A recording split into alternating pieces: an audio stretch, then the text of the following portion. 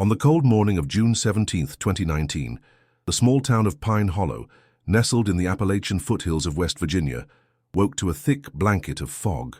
The temperature was just 46 degrees when Emma Blackwood, 28, left for her routine morning hike along the Ridgeline Trail. The town clock showed 5:43 a.m. when security cameras at the local grocery store captured her passing by. Emma wore black running pants, a navy windbreaker and hiking boots, carrying only a small backpack with water, her phone and identification. Emma wasn't just another Pine Hollow resident. A biology graduate from Cornell University, she had returned to her hometown 2 months earlier, after completing her master's degree in genetics. Her goal was to organize family documents and research her family history for an academic project on heredity in isolated populations. The only child of Robert Blackwood, a local business owner, and Margaret Blackwood, a retired history teacher, Emma lived alone in a small apartment downtown, just a few blocks from her parents' house. The last person to see Emma was Thomas Miller, a 67-year-old farmer who grew strawberries on the hillsides. In his statement to the police, Thomas said he saw the young woman hiking up the main trail around 6:15 a.m. as he was checking his crops after the previous night's frost. "She waved to me like she did every morning, seemed fine, normal as always," he stated. At 8:37 a.m., Robert Blackwood received a call from the gym, where Emma usually worked out after her morning hikes. The receptionist, concerned, informed him that his daughter hadn't shown up for her scheduled 7:30 a.m. class, unusual for someone so punctual. Initially, Robert wasn't worried, thinking she might have extended her hike or returned directly home. However, after trying to reach her by phone several times without success, concern began to grow. At 11:23 a.m., after verifying Emma wasn't in her apartment and her phone remained off, Robert and Margaret went to the Pine Hollow Police Department to report her missing. The lead detective, Lieutenant James Wilson, listened carefully to the parents' account and, considering Emma's history of reliability and responsibility, immediately initiated procedures for a preliminary search. "In missing persons cases, the first 24 hours are crucial," Detective Wilson explained to the anxious parents. "We'll activate our team and the fire department to begin searching the Ridgeline Trail immediately, considering the last place Emma was seen."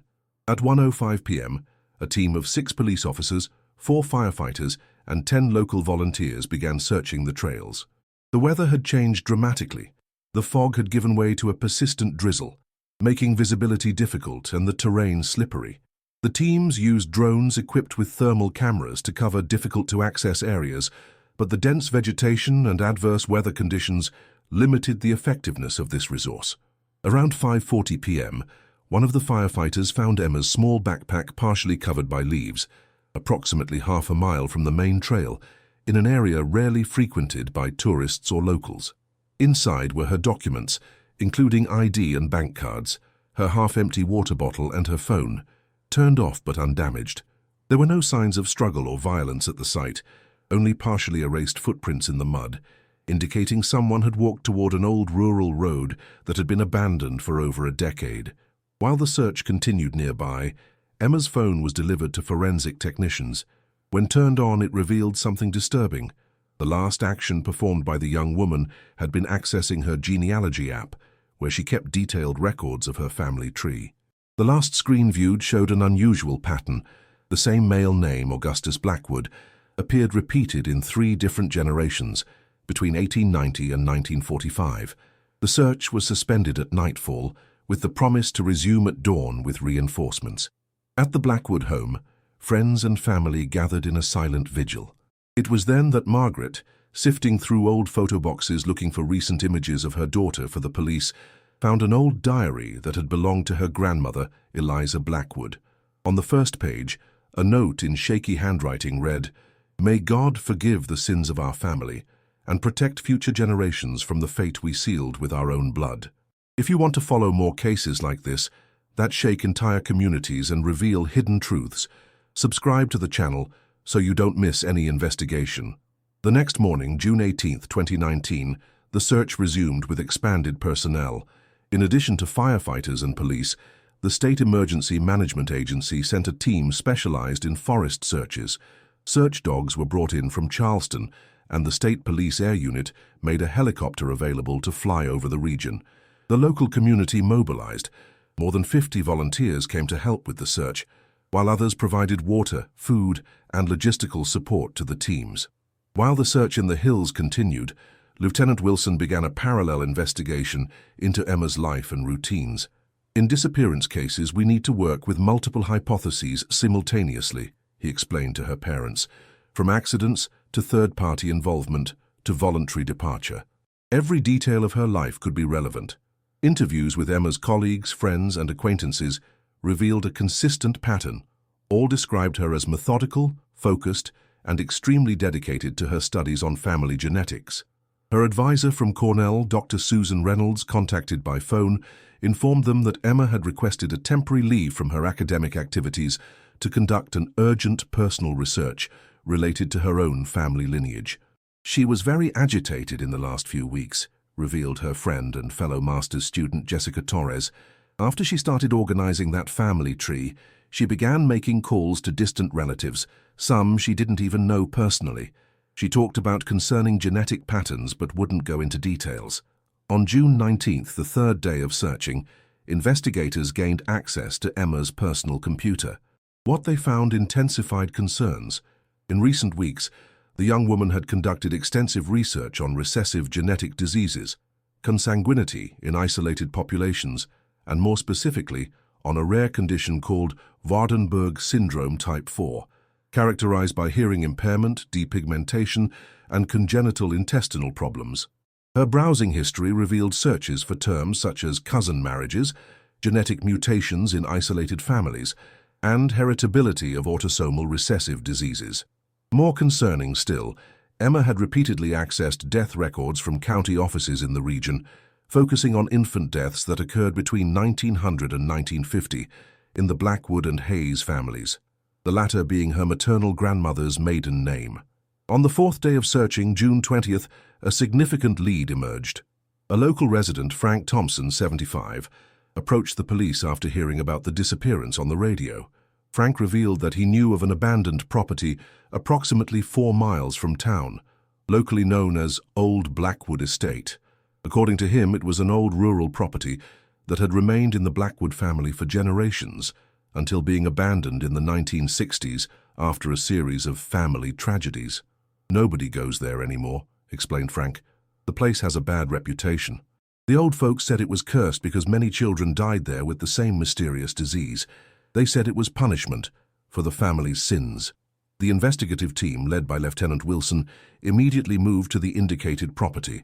The estate was in an advanced state of deterioration. The main house, a late 19th century construction, had parts of the roof collapsed and vegetation growing between the walls. What caught the investigators' attention, however, were recent signs of activity. Footprints in the dust, a door to one of the rooms that appeared to have been recently opened, and most significantly, tire tracks on the dirt road leading to the property. A thorough search of the house revealed, in the master bedroom, a wall where several old photographs had recently been affixed with tape. The images, yellowed by time, showed various generations of the Blackwood family. In many of them, children appeared with peculiar physical characteristics, white streaks of hair contrasting with the rest being dark, eyes of different colors, heterochromia, and expressions of physical suffering. Beside the photos, someone had handwritten on a paper, "The same blood, the same curse. Augustus, John, Charles, Robert, Emma. The cycle must be broken." This discovery alarmed investigators, especially because Robert Blackwood, Emma's father, was in the sequence of names. The investigation took a more urgent turn when, checking Emma's phone again, forensic technicians discovered messages exchanged with an unidentified number. In the last conversation, dated the eve of her disappearance, Emma had written, "Need to meet you early tomorrow. I discovered everything about the Augustuses. It's worse than we thought. Our family carries a genetic time bomb and we need to stop it now." The response was brief. 6:30, in the clearing after the main trail. Come alone. The search now focused on identifying the owner of the unknown number, while a new team of officers was assigned to conduct continuous surveillance on the abandoned estate. Meanwhile, Lieutenant Wilson requested the medical examiner's office to analyze historical records of infant deaths in the Blackwood and Hayes families, looking for patterns consistent with genetic diseases. On the 5th day after the disappearance, Margaret Blackwood gave the police her grandmother Eliza's diary, which she had found during the vigil. The document, dated from 1943 to 1952, contained disturbing accounts of the Blackwood family tradition.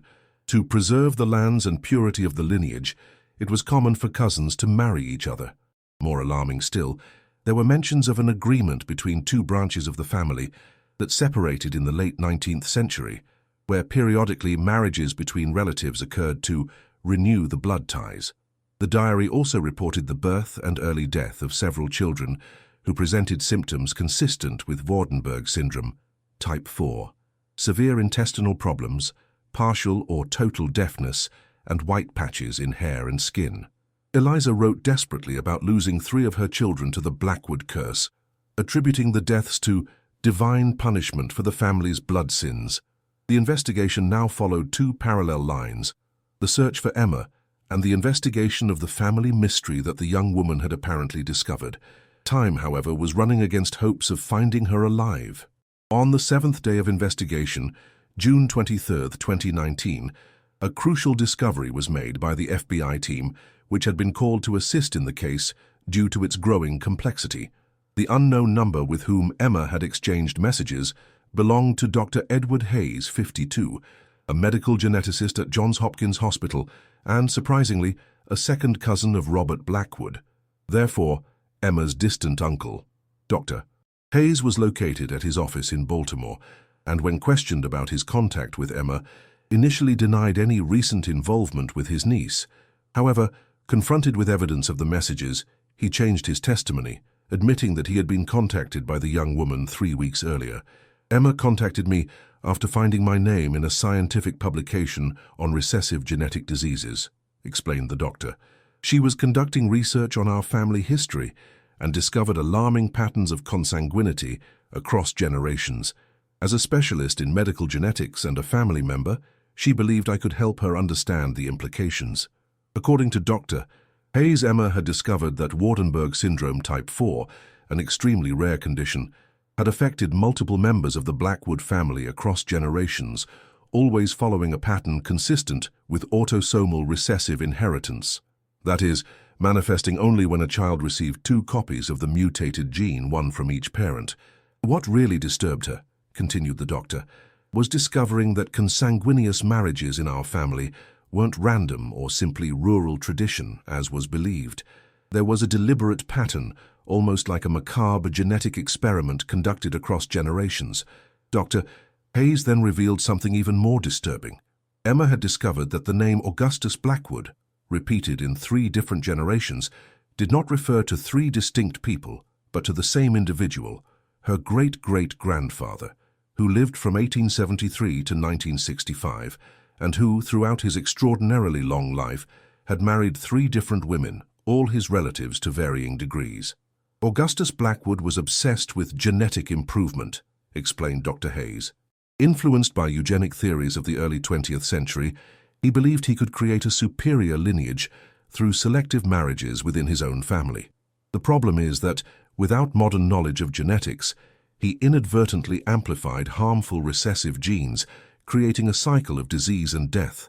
When questioned about his meeting with Emma on the morning of her disappearance, Dr. Hayes admitted having been with her on the trail, as arranged. She was extremely agitated, saying she had found evidence that the consanguineous cycle continued to the present day. She showed me documents suggesting that Robert, her own father, was the product of a relationship between second-degree relatives who had concealed their kinship. The doctor stated that after this conversation, Emma declared she needed to investigate the family's old estate, where she believed she would find records that would prove her theory. I offered to accompany her, but she insisted she needed to do this alone. That was the last time I saw her. Leave a comment saying, "Never give up on the truth if you believe all missing persons deserve to be found."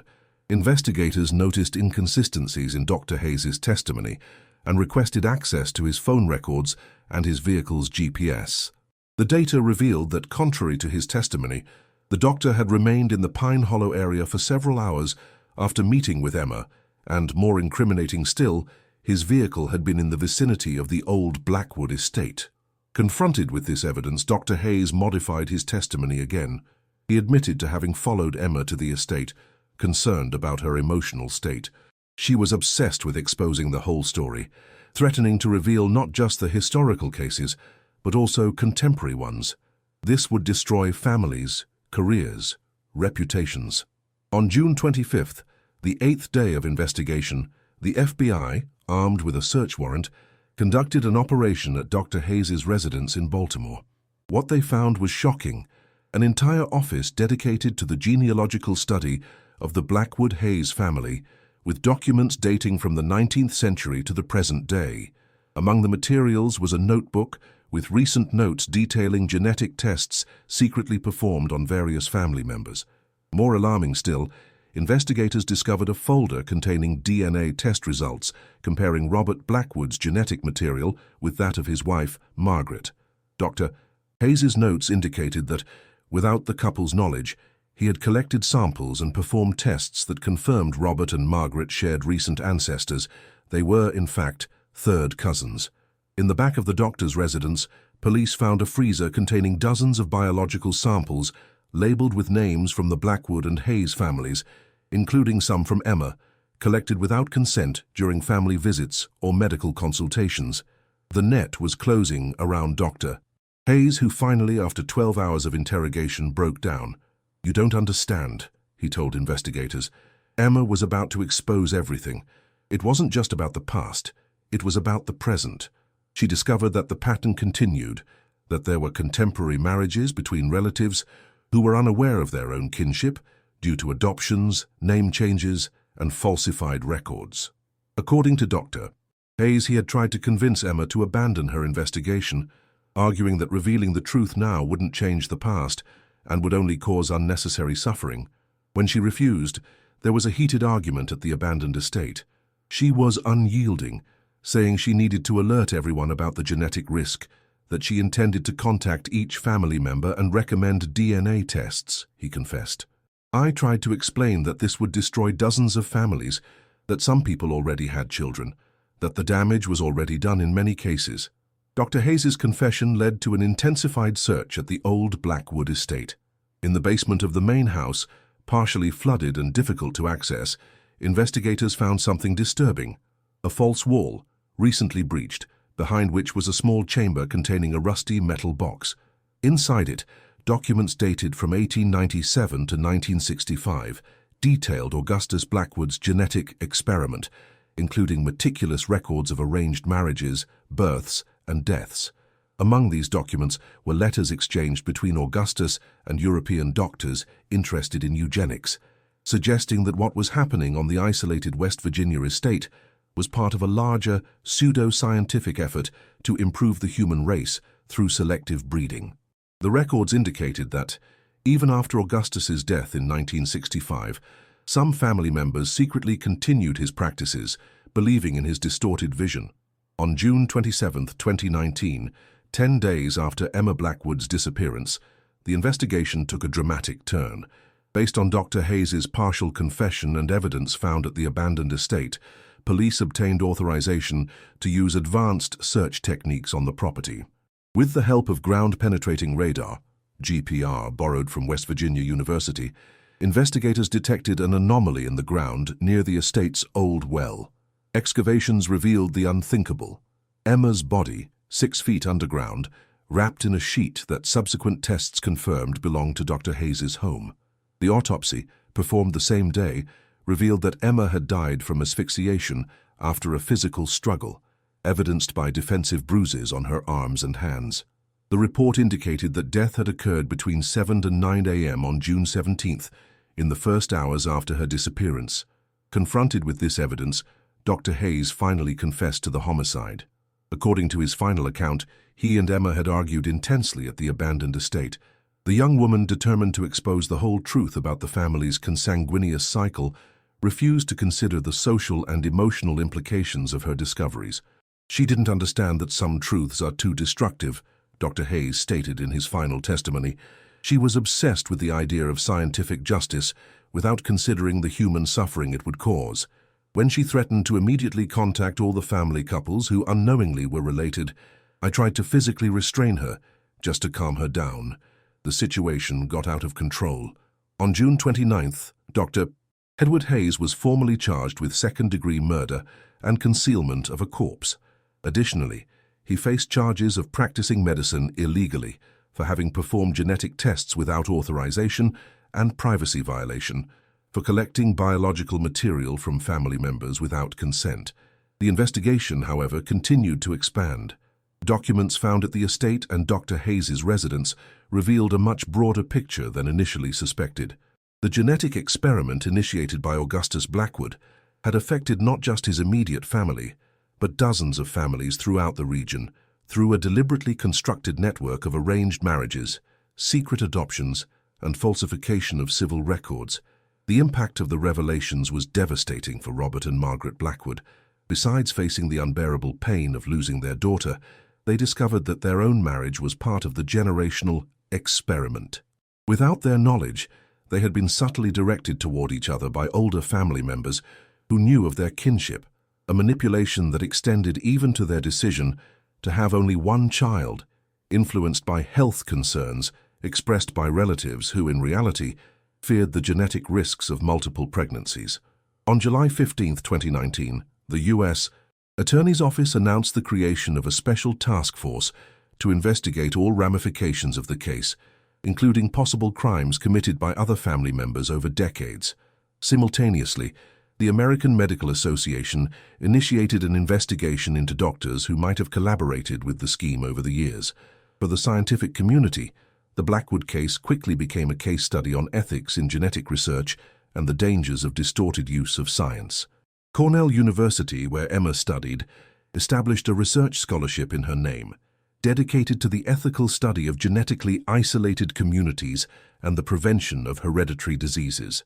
For Robert and Margaret, the only possible consolation came from the certainty that their daughter's work, even though it cost her life, finally exposed and ended a perverse cycle that had caused suffering for generations.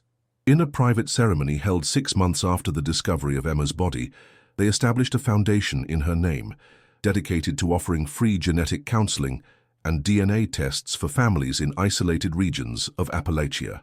Emma died searching for the truth, Robert declared in a rare interview given 1 year after the tragedy. She believed that knowing our history, however painful it may be, is the only way to avoid repeating the mistakes of the past. The consanguineous cycle that victimized so many in our family was finally broken, not through silence and denial, but through the courage of a young woman who valued truth above all else. The Blackwood family case raised profound questions about genetics, ethics, and the right to truth versus the right to privacy. For the residents of Pine Hollow, the old Blackwood estate, the scene of so many tragedies across generations, was finally demolished by decision of the local government, giving way to a memorial dedicated to the victims of the experiment that spanned more than a century. Dr. Edward Hayes was sentenced to 25 years in prison. During the trial, which attracted national attention, he expressed regret not for the homicide itself, but for not having found a better way to protect the family. His medical license was permanently revoked, and his assets were converted into compensation for the Blackwoods and other families affected by the scheme. Emma Blackwood's story remains a somber reminder of the dangers of unethical genetic manipulation and the human cost of family secrets kept for generations.